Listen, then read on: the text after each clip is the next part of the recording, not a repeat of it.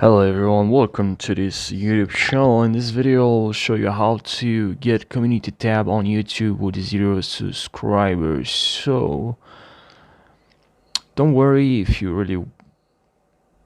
really desire to have community tab option or feature on YouTube.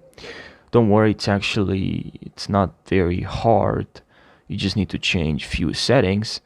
So in this video I'll walk you through the entire process. It's actually very simple. So now, without wasting any second, let's jump right into the process. So what you need to do is to tab on your profile, and here tap on your profile, go to settings, and here on settings general, please select, so if you're whatever location you have selected or your current location, please select United States. And when you select United States, you'll get automatically the community tab because it's only available in United States.